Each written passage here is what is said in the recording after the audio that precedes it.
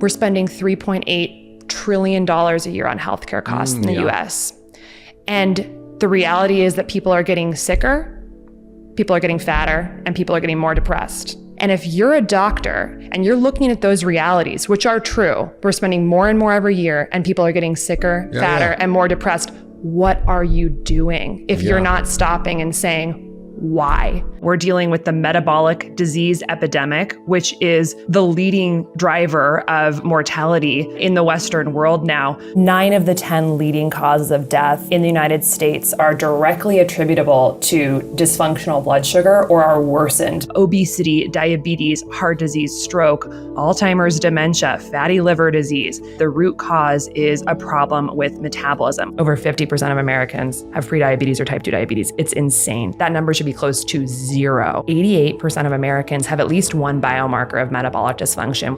Alzheimer's dementia, which is now being called type 3 diabetes because it's so related to blood sugar. Cancer is very much driven by blood sugar. Chronic kidney disease, a problem of the small vessels in the kidney becoming narrowed in part because of metabolic dysfunction and erratic blood sugar control. Chronic lower respiratory infections is one of the leading causes of death. And we know that people with unstable elevated blood sugar have much higher mortality, even with something like influenza or pneumonia. With COVID, we've known now since the very beginning of the pandemic that having metabolic dysfunction, diabetes, is a key accelerator and driver of mortality and morbidity. High blood sugar on its own can cause immune cell dysfunction. Basically, for an immune cell to work and to do its job, it has to get to the site of infection in the body. It literally has to move through the bloodstream, out of the bloodstream, into the tissue, and fight the infection and the cells that are infected. High blood sugar can directly impair the cell's ability to both move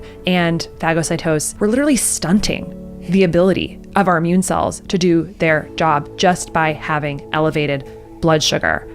There's some odd ones on there too. For instance, suicide is actually on the top 10 list of killers in the United States, and people with diabetes or metabolic dysfunction actually have higher risk of suicide. Even other subtle things that aren't necessarily killers, but are their pain points, like erectile dysfunction, infertility, gout, depression, anxiety, etc. When there's more fear and anxiety, it's going to drive that high cortisol and catecholamine state that leads us to be more metabolically dysfunctional. If you ask the average person with depression and anxiety, are you tracking your blood sugar? Do you know where you stand on the metabolic health spectrum? I think the majority are going to say no, even though there's a strong both epidemiologic and mechanistic linking the two.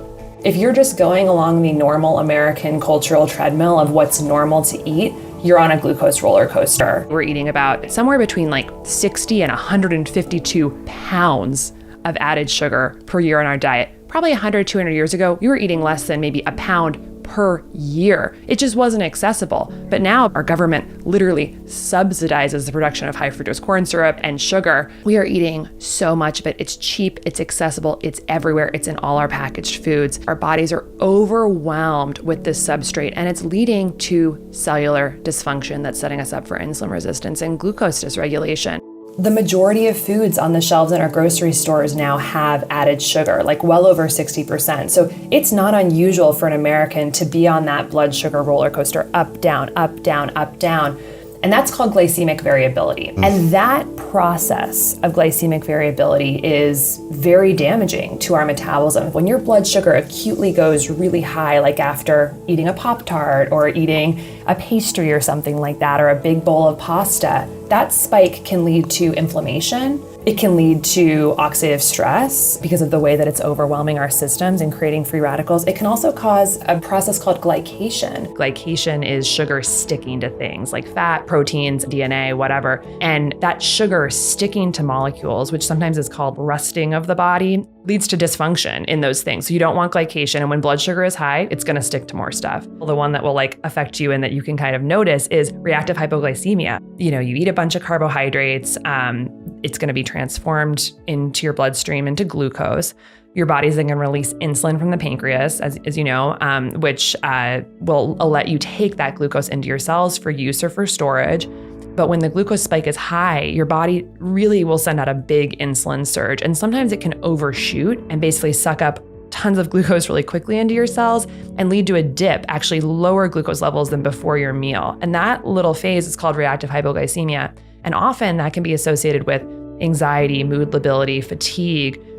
maybe some brain fog, and cravings for sure. A lot of what I'm thinking about when I'm eating is how do I avoid reactive hypoglycemia? And how you can avoid it is by keeping things much more like gentle rolling hills in your glucose, never having that huge insulin surge. You're just kind of like staying around a safe sort of median level during the day. Glucose variability often translates into variability in my actual day subjectively, whether it's mood, energy, athletic performance, brain sharpness. And so for me, one of the best life hacks of my life has been just figuring out how to keep glucose more stable so that my days feel just more stable. When we eat too much sugar, this massive overload of this substrate, what that does is it causes stress on the mitochondria and creates damage. Imagine you had a factory that was making something like cheese, and all of a sudden you get 100 times more of the raw product, like milk, delivered to the factory. The workers would be like, we don't know where to put this. We can't work. They go on strike. There's nowhere to store it. It would all go bad. All of a sudden you actually produce less cheese, even though you have more substrate. We are giving so much of the substrate to the body that it's gumming up the system,